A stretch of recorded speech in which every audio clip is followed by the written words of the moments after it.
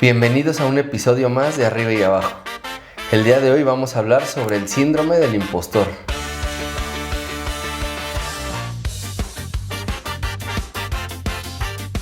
¿Cómo definirían ustedes el síndrome del impostor? El síndrome del impostor es dudar, ¿no?, de las capacidades.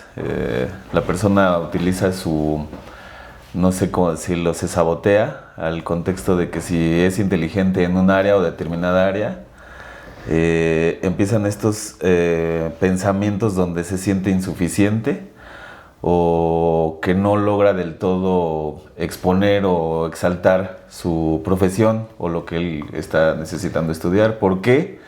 Estos saboteos mentales, pues porque a lo mejor fue la falta de educación, la falta de ímpetu, la falta de metas, ¿no? También a experiencia personal también considero que es como el miedo, ¿no? El miedo a veces es paralizante ante el mundo, porque muchos pensamos que saliendo de la universidad es como vas a trabajar en el mejor puesto, vas a tener el mejor trabajo, y proyectas muchas cosas que probablemente pues te va degradando, ¿no? Porque no los consigues a cierto tiempo. Yo pienso que es como una vocecita que tenemos, ¿no? Todo el tiempo nos está tratando de hacer creer que lo que hacemos no sirve de nada, ¿no? Que a lo mejor solo es por suerte, que nos llegan a salir algunas cosas. Pero que hay detrás de este síndrome del impostor, pues un sistema de creencias que se forma pues en el núcleo familiar. Sí. ¿No? Y es ahí donde empieza este camino, ¿no? En donde empieza a nacer esta voz que hay dentro de nosotros y que nos acompaña la mayor parte del tiempo. Y que de alguna manera pues nos creemos esas historias, ¿no? Que nosotros mismos vamos desarrollando, ¿no? Donde a veces logramos las cosas y dudamos si me lo merezco, no me lo merezco, fue por suerte o realmente lo logré porque estoy preparado, ¿no? Y dentro de este sistema de creencias pues hay muchas premisas que son familiares, ¿no? Donde a veces creemos que como papás, exigiéndole a nuestros hijos, vamos a lograr que ellos sean más exitosos. Pero en la mayoría de ocasiones no pasa así. Los hijos a veces lo llegan a tomar como que no son suficientes. Entonces lo que van a buscar es siempre estar haciendo algo sin tener como esa respuesta que ellos de alguna manera buscan, ¿no? Que es el reconocimiento. Fíjate que comparto mucho esa idea contigo, Martín, en donde el núcleo familiar, y lo hemos mencionado en capítulos, ¿no? Siempre la familia te pone altas expectativas y esas expectativas las vas generando con reconocimientos, como lo dices. Si ya la calificación tiene que ser 10, esa es una alta expectativa y yo tengo que ser un niño de 10 porque solo hay una validación afectiva porque eres un niño, y pongámosle títulos, ¿no? La familia a veces le pone títulos a estas creencias de, él es el más inteligente, él es el sensible y él es el buena onda, ¿no? Y entonces ahí están las expectativas, ¿no? Yo creo que el inteligente es el que va a lograr las cosas. ¿Y por qué no te pones a pensar que los tres pueden lograr lo mismo, ¿no? Siempre y cuando tengan un buen desarrollo. Por eso comparto mucho esa idea de sí, en la familia nace cuando les pones expectativas altas y cuando empiezas a sobrenombrarlos, ¿no? O también que a veces como padres les exigimos cosas que nosotros logramos, ¿no? Por ejemplo, yo terminé mi carrera a los 21 años y queremos que nuestros hijos hagan lo mismo. Y esto no funciona así. Cada quien tiene, pues yo creo que su propio tiempo, su propio momento para lograr esos objetivos que tal vez se trazó desde pequeño, ¿no? Pero como padres a veces influimos mucho en esta situación, ¿no? En ese pues síndrome. Fíjate que a experiencia personal, es como, sí me pasa, ¿no? Sí me pasa a veces muy seguido donde tengo prioridad por hacer ciertas cosas, ¿no? De trabajo, de terapia, y lo dejo para después. ¿Por qué? Porque como que le doy prioridad a otras cosas, ¿no? Como que cambio de planes de repente. Pero bien dice Martín, sí es esa vocecita interna que te dice, te conviertes en un hombre del mañana, de repente de mañana lo hago, o lo postergo para después, y si ves, pasa el tiempo y no haces cosas, o dejas de hacer cosas, o le pierdes el ímpetu. A mí en lo personal a veces me llegaba una desmotivada así muy fuerte, no sé de dónde, no sé cómo surgía, pero te lo juro, era como, ¿para qué lo hago? O sea, ¿para qué lo hago si no hay una recompensa? Y obviamente tú esperas una respuesta pronta, ¿no? No es como un parte del proceso de aguanta, no es como poner un negocio y quieres que luego vendas, ¿no? O no sé, que tus vendas sean las mejores, pero era esta exigencia interna de decir, es que ya estudié psicología, es que ya hice esto, es que ya me programé para... yo quiero escribir un libro, ¿no? O sea, todos estos proyectos los voy postergando porque de repente te aparece el para qué. Y esa vocecita interna, ya ves, no lo hagas, mejor haz esto, mejor emborráchate, mejor haz esto, dale prioridad a otras cosas, no va a funcionar, se están riendo de ti. O sea, te lo juro, a veces es tan fuerte y no quiero llegar al nivel de esquizofrenia, pero sí te saboteas muy fuertemente, ¿eh? Porque te lo juro, en mi caso, de repente, mi pareja, mis amigos... Oye, es que tienes una capacidad enorme de esto, ¿no? Tu conversación me gusta, diriges al equipo de fútbol, a veces, hay veces que te lo juro, hasta me da pena festejar los goles, ¿no? Y te digo, es como parte de mi trabajo, yo lo considero como algo muy normal. Y quizá anteriormente cuando yo llegaba a su casa y de repente yo llevaba un 10, pues en mi casa no había un reconocimiento, ¿no? De qué bueno, hijo, ¿no? Que lo hiciste, que te lo juro, o sea, era llegar 10 y pues ya, ¿no? Es lo que me toca hacer, ¿no? Como estudiante, como que ya cumplí, ¿sí me entiendes? Y a veces como que es esa falta de motivación y no sé de dónde surge eso, ¿eh? Pero mira, no es una falta de motivación, ese puede ser un mecanismo de este ciclo del síndrome del impostor. Okay, porque lo que hacemos es evitar ese sentimiento o esa respuesta que obviamente no nos gusta, ¿no? El sentir que somos un fraude, que somos fracasados, que no podemos, que no lo logramos como queríamos. Entonces, para evitar eso, el sentir eso, evitamos hacer las cosas. Es por eso que lo vamos postergando de alguna manera. Exactamente. ¿No? Porque queremos evitar esa, pues sí, toda esa parte. Pero te lo juro, emocional. lo postergaras por otra cosa funcional, por así decirlo. ¿Sabes qué? No voy a hacer mi libro porque voy a estudiar, no sé, una parte del cerebro. Pero no, o sea, ahí entra esta especie de procrastinación de... le paré de escribir aquí para ponerme a ver una película, para irme al centro a jugar, o sea, no lo postergas por algo que también te pueda ayudar en algún proceso o en tu proceso, ¿no? De inteligencia, de hacer las cosas. Y ahí, ¿por qué la cambiamos? ¿Por el peso del trabajo o por el peso de la responsabilidad también, ¿no? Porque es que por yo otro creo lado, perdón, adelante. Por otro lado, el síndrome del impostor o la procrastinación, pues no nada más es como ese sentimiento de que no somos capaces o no tenemos la capacidad para lograr cosas.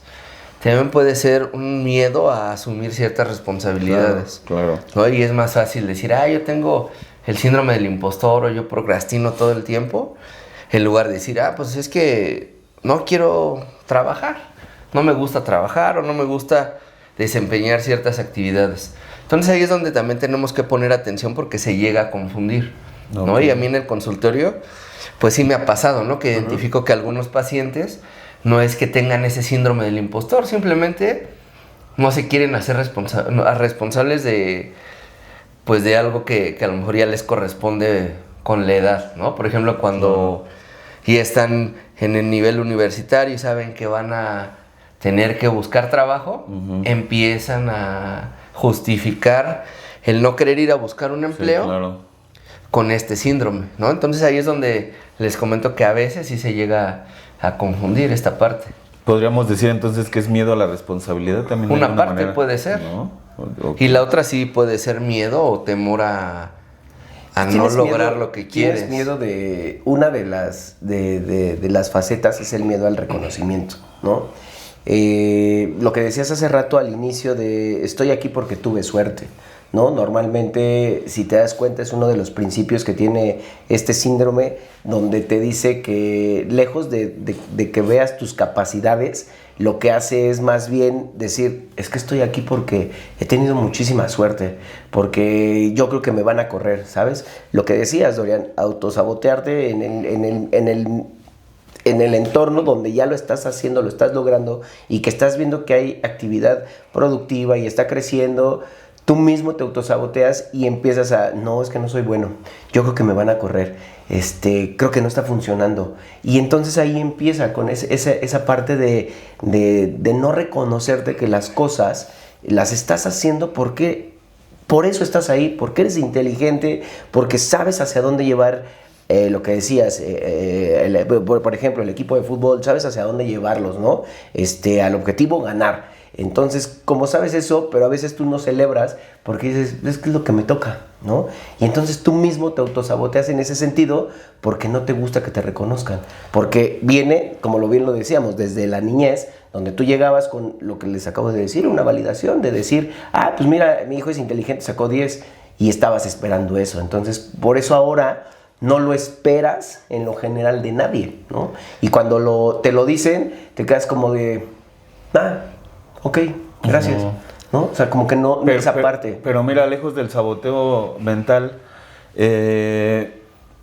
te puedes convertir en un perfecto mentiroso, porque a muchos les puedes decir, es que me estoy esforzando, es que esto lo estoy haciendo, y no estás haciendo nada, o sea, realmente no estás haciendo nada, y dices, no, es que ya fui a ver el trabajo que me dijiste, Dani, ¿no? Y ¿cuál? ¿No? Te dicen, ni siquiera marcado, ¿no? Un ejemplo, o sea, es lo que te digo, y el otro, por encubrir esta faceta de ya estoy cumpliendo, o no, ya merito, o ya me van a hablar, te puedes convertir en un perfecto mentiroso, porque al final ese mismo sabotaje te está haciendo ser así. Sí. Y otro aspecto que es importante también señalar es esta parte donde nos llegamos a acostumbrar a recibir esa respuesta y lo buscamos, ¿no? Puede sonar algo incongruente o irracional. Exacto. Pero a veces me he dado cuenta que hay personas que buscan el fracaso porque les gusta sentir, pues eso, que genera un fracaso, ¿no? Y a veces dicen, no, es que no me gusta sentirme así, pero entonces, ¿por qué buscan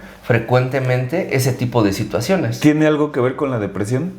La falta de motivación en este aspecto del sabotaje mental de no puedo, a pesar de que tengas un buen de herramientas y tú mismo digas, es que no sé por qué no puedo. Yo a veces siento que, te lo juro, es un bloqueo mental, como que siento un bloqueo mental que digo, a ver, canijo, ¿no? Tienes todas las herramientas, ¿por qué no lo haces? ¿Por qué no das el siguiente paso? Porque es un condicionamiento me bloqueo. al que estamos sometidos generalmente desde niños. Lo que comentaba, ¿no? Que a lo mejor tú te esfuerzas para hacer algo y tus papás ¿qué hacen? Te exigen y te dicen, es que te exijo porque sé que puedes dar más. Pero no se detienen a reconocer lo que logró en ese momento. Sí, claro. Y decirle, qué bueno, pues disfrútalo, me da gusto que lo hayas logrado. Sino de inmediato es como de, sí, pero yo sé que puedes más y por eso te exijo. Entonces desde ahí nos empezamos a condicionar. Sí. Y es por eso que ese bloqueo ni siquiera nos damos cuenta, ¿no? Porque hay gente que no se da cuenta que vive de esa manera. Y al final se vuelve un estilo de vida. Se vuelve un estilo de vida, te vuelves perfeccionista y el perfeccionista, al no ver que las cosas salen con perfección, empieza ese bloqueo. Se vuelve más competitivo, porque dice, si él lo hizo mejor, yo lo puedo hacer mejor. Y viene de lo que estás hablando, Martín, ¿no? O sea, si el papá, en lugar de decirte, sé que puedes dar más, hace el reconocimiento, no te hace tan perfeccionista, pero te hace dependiente de los logros que puedes ir alcanzando poco a poco, ¿no? Como metas. Y prácticamente la gente que es perfeccionista tiene ese síndrome, el síndrome del impostor, porque siempre va a ver las cosas como que no son las mejores. Siempre puede ser mejor, siempre puede ser más, y siempre va a haber más competitividad, y hasta él mismo interno, ¿no? Lo que mencionabas también, internamente vas a tener competitividad. Pero entonces en esa exigencia nunca vas a tener una meta, ya llegué aquí. La cuestión es que no hay una satisfacción. Exacto. No hay una satisfacción. No hay una satisfacción. Pero lo que les digo, eso se vuelve un estilo de vida. Estamos a veces tan acostumbrados a vivir así, que es lo que buscamos. Y justamente una de las características de una persona que tiene este síndrome no es nada más el procrastinar o dejar todo para otro día, sino también es esa parte de autoexigencia, sí, ¿no? De querer hacer muchas cosas a la vez, pero no concluir ninguna, ¿no? O muy pocas. Sí. Sí, eso pasa muy seguido. Y eso obviamente que va a generar frustración. Pero detrás de esa frustración, pues va a haber esa respuesta que ellos están acostumbrados a recibir. Pero fíjate, ahí si lo llegas a identificar es como una lucha interna. Dorian contra Dorian, todo el tiempo, ¿no? Todo el tiempo, porque este sí puede, pero este dice que no puede, y todo el tiempo estás así, por eso te digo, se genera un bloqueo de ya, ¿no? Los dos cállense, y ya no lo hice o ya no pude, pero tampoco, es como dice Martín, hay etapas y hay edades, y de repente tú sientas que ya se te fue el tren en ciertos aspectos, pero hay otros que vas mejorando. Hay escritores que a los 60 años sacaron su mejor libro, ¿no? Entonces vas mejorando en ese sentido de, pues le estoy metiendo poco a poquito, ¿no? A mi libro, hoy escribí 3 líneas, hoy escribí esto, no sé. Pero en cierto momento te sientes insatisfecho porque no ha llegado a esa meta, ¿no? Y pueden seguir pasando muchos años y, como dice Martín, puedes estar viviendo como en automático. Así de, pues ya, ¿no? Otro día más, o ya no hice esto, o lo postergué, o según hoy me iba a poner a trabajar y no lo hice, y sigue lo mismo y lo mismo. Y es como un ciclo repetitivo y también se convierte en zona de confort donde dices que es lo único que sé o lo único que pude hacer en ese momento. Y a lo que te repito es como... te vuelves perfecto mentiroso porque ni siquiera haces nada, pero tú al mundo le quieres decir que sí, que estás bien y que vas evaluando y que lo estás haciendo, y no es así, ¿no? Y por dentro, te digo, ese sabotaje mental te hace sentir Fíjate peor. que a título igual, personal, viendo el claro ejemplo de cuando cambias de posiciones o de trabajo, te llega a dar ese síndrome del impostor, ¿no? Porque los logros que estás teniendo no son los adecuados y volvemos a lo mismo. Tienes ese miedo a la responsabilidad de decir si es lo que yo deseaba o me tengo que regresar. Yo lo viví así tal cual, ¿no? Estando en mi trabajo ahora, yo veía que pues nadie me hacía caso, no había un reconocimiento de las cosas que estabas haciendo, de si está bien o está mal. Y empiezas tú mismo otra vez con esa interna, ¿no? Del Pepe Grillo que tienes aquí atrás gritándote, claro. Sí estás bien, o la gente que te escribe y te dice eres el mejor del mundo, échale ganas, por eso estás ahí, cosas, y empiezas a creértela, ¿no? Y nuevamente la crees y dices, sí, por algo llegué aquí, por algo estoy aquí, tengo que hacer las cosas. Y entonces empezarle a cambiar ese reseteo a la mente para realmente no caer en este síndrome, ¿no? Porque si no, entonces empiezas a querer buscar ser perfeccionista, a buscar estas luchas internas de competitividad y te lo juro, no sales hasta que tú mismo te das cuenta de que estás cayendo en ese síndrome de decir, yo estoy aquí porque... Es que te digo, es como una respuesta en automático, ¿no? Porque ahí, por ejemplo, a un adulto, ¿cómo le dices que fue un niño que nunca recibió esto que te digo de bien, hijo, bien hecho? O sea, ¿cómo lo enseñas a recibir o a dar? Es que detrás de lo que aparentemente tenemos, por ejemplo, en este caso del síndrome del impostor, mucha gente tal vez puede creer que fue algo que pues llegó de la nada, ¿no? Pero como hemos platicado aquí, siempre hay algo detrás, ¿no? Y obviamente hubo... pues a lo mejor un trauma, hubo un condicionamiento, como les decía, ¿no? Entonces yo creo que algo que tenemos que hacer es ir hacia atrás y ver qué pasó, ¿no? Desde qué momento o a qué edad empezamos a tener este tipo de miedos, ¿no? Y yo creo que todos en algún momento, porque también se puede confundir, ¿no? A lo mejor mucha gente, de que sienta miedo por hacer algo y diga, no, yo tengo el síndrome del impostor, y no. O porque de repente diga, no, pues tengo muchas actividades que hacer, claro. No pude hacer algo, decir, no, es que es mi síndrome del impostor, estoy procrastinando, no. Todos a veces tenemos miedo, todos dejamos cosas inconclusas y dentro de la normalidad puede ser algo pues factible, ¿no? Que nos pase. Como les decía, a todos nos ha pasado. Pero aquí la cuestión es cuando ya empezamos a sobrepasar de alguna manera ese límite y esto ya empieza a ser excesivo, donde ya caemos en un lugar donde nos da miedo hacer todo o donde queremos hacer muchas cosas, es cuando debemos poner atención, ¿no? Porque te digo, a veces se puede confundir. Y es algo que si lo logramos identificar, desde ahí empieza el cambio, ¿no? Porque claro. Hay muchas personas que lo hacen o lo hacemos y no somos conscientes. Pero ¿qué pasa cuando tú ya lo identificas? Es donde ya empiezas a buscar un cambio. Y empiezas a buscar un cambio porque ya no te sientes a gusto con eso. Sí, mintiéndote a ti mismo, ¿no? O sea, pensando que sí lo eres y de pronto no lo eres y tú solito estás, sí soy, no soy, sí soy, no soy, ¿no?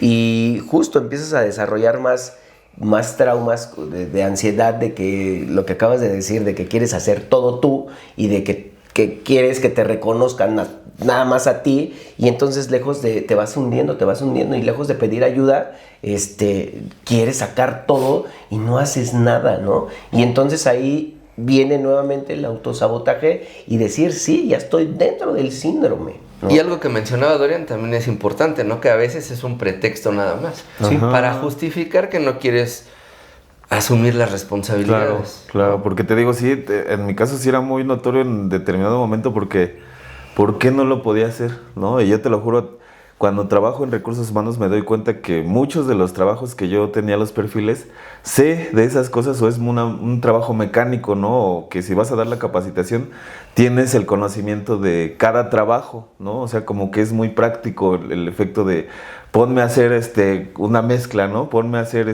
tortillas, no sé, tú veías los aspectos que tenías que evaluar. Y tú dices, si yo tengo todas estas condiciones, hasta físicas, porque muchas condiciones a veces por trabajo no puedes hacerlas por el físico, pero tengo condiciones físicas, tengo condiciones adaptativas, tengo condiciones de inteligencia, y que aún así no te sientas capaz, te digo, a veces es algo muy fuerte y muy feo, porque no sabes si es el trauma que te generaron, no sabes si es tu mismo sabotaje, no sabes si realmente no te están saliendo las cosas, porque igual... Si ya erraste muchas veces y crees que todo el tiempo vas a estar errando y error tras error tras error, pues te compras esa de que siempre vas a cometer errores, ¿no? Mejor ya no lo intento, mejor ya no lo hago. ¿Para qué? Si va a volver a caer en un error. Y siempre ese pensamiento también, ¿eh? O sea, es como que te arrastra esos pensamientos de decir, ¿para qué? ¿Para qué lo hago si no hay una mayor motivación? Hay veces que, sí, no te lo juro, experiencia personal y cuando yo me enojo conmigo mismo en el aspecto de la familia... Yo de repente así, mi hijo de repente es muy renuente, ¿no? Ya no es tanto la pelea con su mamá de, pues, lo voy a traer. Él solito, no, es que yo no quiero ir. Y me enojo, ¿no? O sea, te lo juro, me enojo internamente. Y de repente hay días oye, ¿y para qué? ¿Para qué hago esto por mi hijo? Pero adentro es tanto el amor que me motiva que lo hago, ¿eh? O sea, y lo termino haciendo que te digo, yo me veo... No recibes la validación a través de ti. Exacto, porque sí llega un momento de molestia de, oye, ¿y tú qué me das a mí? ¿No? Yo nomás te estoy pidiendo amor, hijo, ¿eh? No te estoy pidiendo otra cosa, pero... ¿Sí me entiendes? Esa par como que de repente me saca de onda de cómo le haces, ¿no? O sea, para evaluar eso. Es que ahí hay una situación que, digo, que ahorita estoy de alguna manera visualizando y es parte de la desconfianza que se genera con estas situaciones que vivimos desde niños. Exacto. Entonces ahí siento que creo que para empezar a superar este síndrome es importante, una, identificarlo y la otra, recuperar esa confianza en nosotros mismos. ¿Y por qué la confianza? Porque tenemos que confiar en lo que estamos haciendo. Es correcto. ¿No? Por ejemplo, en tu caso, ¿no? Con los hijos. Tú a lo mejor crees que les das todo, pero a lo mejor ellos lo van a ver como de, pues me dio lo mínimo o lo indispensable. Entonces lo que tenemos que empezar a hacer es confiar en que lo que tú das, lo das de la mejor manera. Claro, y das todo lo que tú quieres dar. Sí, y no esperas una validación o un reconocimiento porque lo estás haciendo. Porque sí, claro. Lo estás haciendo porque te nace y porque crees que es lo correcto. Porque a veces, ¿no? Estás de acuerdo que es obligación, ¿no? De papá. Bueno, sí, o lo llegas a ver así. Lo llevas a ver, pero también. Bueno, aunque sea obligación, fíjate, si hay personas que no se hacen responsables de sus hijos. Entonces no es tanto de eso, ¿no? Porque si no todos lo harían. Exacto. Pero ahí es donde sale o surge esa vocecita que les comentaba, ¿no? Que te empieza a decir, no, pues a ver, ¿estás haciendo lo correcto o no? Exacto. Entonces ahí la confianza va a ser un factor importante para empezar a cambiar esta forma en la que nuestra mente empieza a funcionar o a tomar esos mecanismos para resolver cada una de las situaciones. Porque te digo, hasta esos aspectos de silencio los tienes que ser adaptativos a decir, sí lo estoy haciendo bien, porque como bien dices, Dani, no en todo el trabajo o en todos los trabajos van a llegar y te va a decir, bien hecho, bien hecho. O sea, y no hay nadie, ¿no? Y no es tanto por la validación, sino tu compromiso de fuerzas, ¿no? Saqué adelante el problema y lo resolví y lo solucioné, ¿no? Y fíjate que hablas de cómo se posiciona dentro del trabajo también, ¿no? Y para quien nos está viendo, o sea, identificar cuando son como 5 tipos, ¿no? Y tú identificas al perfeccionista, ya está dentro de un síndrome del impostor, ¿no? Porque siempre va a ser perfecto. El experto, el que cree saber todo y el que yo estoy aquí porque soy el mejor, ¿no? El superhéroe, el que decía Martín, el que quiere hacer todo y convertirse en ese superhéroe lo logramos por él, ¿no? El inteligente, o lo llamaremos como el que nació así, brillante, ¿no? Uh-huh. Y el último, el individualista, ¿no? El individualista es, yo lo hago. Y te vuelves el superhéroe de todo y se conjuga. Entonces los vas identificando y te das cuenta que en el trabajo existen ese tipo de personas, ¿no? Donde ya están viviendo dentro de este síndrome del impostor. ¿Cómo o qué recomendarían para que este síndrome, ¿no? Y obviamente nuestro sabotaje mental, si no desapareciera, mejorara o se adaptara? Pues yo lo que les comentaba, ¿no? Empezar a confiar en nosotros y también ser sinceros con nosotros mismos, con esas historias que a veces construimos en nuestra mente, donde creemos que no somos suficientes, que no logramos lo que queremos o que no tenemos la capacidad. Porque también a veces llegamos a ciertos lugares donde de inmediato conectamos con un sentimiento de inferioridad. Sí. ¿No? Hasta por la parte o el aspecto material, físico, por lo que sea, ¿no? Entonces es importante identificar esos aspectos que nos hacen sentir así para intentar transformarlos. Y yo creo que la base de todo esto sería la confianza en nosotros mismos. Ahí a veces, y perdón que te interrumpa antes de que Dani nos dé su respuesta, es si esta parte también, no sé, yo que soy malo en matemáticas y forzosamente quiero estudiar una carrera de matemáticas, pero pues no me sale, también esa exigencia mental, si pues no se puede, no tienes un gran, no sé, manejo de razonamiento, de matemáticas, de lógica, ¿no? Tú te conviertes en un agente que puedes exigirle a tu pensamiento algo que no puede procesar. Es que el cerebro se puede entrenar. Simplemente. Y esas habilidades se adquieren, ¿no? Obviamente también tenemos un límite, ¿no? Sí, a ver, exacto, habilidades que no vas a poder desarrollar al igual que otra persona que de alguna manera ya trae eso de manera nata. Como el chavito, ¿no? Que tiene sus manos, sus pies y quiere jugar fútbol y por más que lo intente, pues no le sale, ¿no? Sí. Porque ahí su condición física. Te digo, ahí sí creo que tenemos que ser conscientes de nuestras limitantes, ¿no? Hasta cierto punto. Mira, yo os concluiría y diría, y lo mencionó y me robó las palabras Martín: confía en tus habilidades, desarrolla algunas otras, ¿no? Lo que estás mencionando, si no eres bueno numéricamente, y te digo, el claro ejemplo soy yo, las matemáticas a mí me costaban mucho trabajo y hoy veo números, ¿no? Y entonces empiezas a entrenar tu mente hacia algo que quieres alcanzar, lo logras y empiezas a tener más habilidades que puedes ir desarrollando poco a poco. Y la confianza es en ti, no hay más. De lo que sabes y de lo que estás haciendo, confía y no tengas miedo de equivocarte, porque a lo mejor también hasta equivocarte te vuelve a regresar y decir, lo tengo que hacer mejor, ¿no? Pero mejor en el sentido de lo que tú sabes, porque tampoco quieras agradar o hacer todo para que digan, sí, claro, tú hiciste todo por la empresa. Claro. No va a pasar, nunca va a pasar, ¿no? Entonces, confíen en sus habilidades. Yo considero que es esta parte de perder el miedo, ¿no? Y perder el miedo a los errores, no ser tan castigadores con nosotros mismos en el aspecto de caer en un error o caer en el sentido del miedo, ¿no? Porque aquí el miedo, si bien es la falta de responsabilidad ante la vida, entonces sí adecuar nuestro condicionamiento físico a ser más evaluativos en el sentido de qué hemos hecho de positivo y agarrarnos de ahí, partir de esas cosas.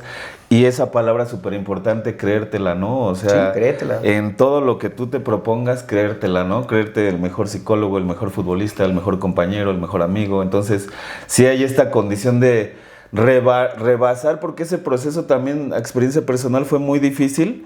Creértela, ¿no? De salir del hoyo y a decir, aquí puedo estar y puedo ser mejor en el contexto que yo quiero ser, porque este es el que yo quiero ser, no es el que pretendía ser, ¿no? El mentiroso, el que, porque te digo, aquí una cosa es pretender ser y otra cosa es ser tú, ¿no? Real, lo más posible. Mira, para cerrar, tengo un otro ejemplo, ¿no? Yo veía a mi hermano, el más grande, y yo veía que él trabajaba, estudiaba, y yo lo veía exitoso. Yo decía, y yo no tengo nada, y volteabas y entonces empezabas en la competitividad de decirles, ¿y por qué yo no? ¿Por qué yo no? Y hoy que lo veo diferente, digo, tuvimos las mismas oportunidades, solo que alguien las aprovechó en su esplendor y uno se tardó más en reconocerlo, en aceptarlo, en quitarte el miedo y llegar a los objetivos que hoy tienes bien claros, ¿no? O sea, en este caso yo tengo mis objetivos bien claros y estoy construyendo cada uno, pero me tuve que quitar, o tuvieron que pasar tantos años de entender y de empezar tarde a crecer yo mismo, justo por ese miedo, pero esa competitividad. Sientes que empiezas tarde, ¿no? Pues, yo creo que no empiezas tarde, ¿no? Nunca hay ese momento como de decir, ay, Como si tuviéramos una carrera contra el tiempo, ¿no? No tienes una carrera. sí. El empezar es en el momento en el que tú lo decidas. Sí. Pero es que esa es parte de la desconfianza. Exactamente. El claro. compararnos con los demás y siempre querer superar al otro. Sí. Cuando lo más importante es que uno se sienta satisfecho con lo que hace. Y sobre todo disfrutarlo. Sí. Exacto. Porque si haces mucho o haces poco, no importa. Lo importante es que tú Que lo disfrutes. te sientas bien. Eso sí. Nosotros somos Arriba y Abajo. Yo soy Dorian. Martín, Daniel, denle like, suscríbanse. dejen sus comentarios. Y compartan. Saludos a todos. Cuídense. Bye.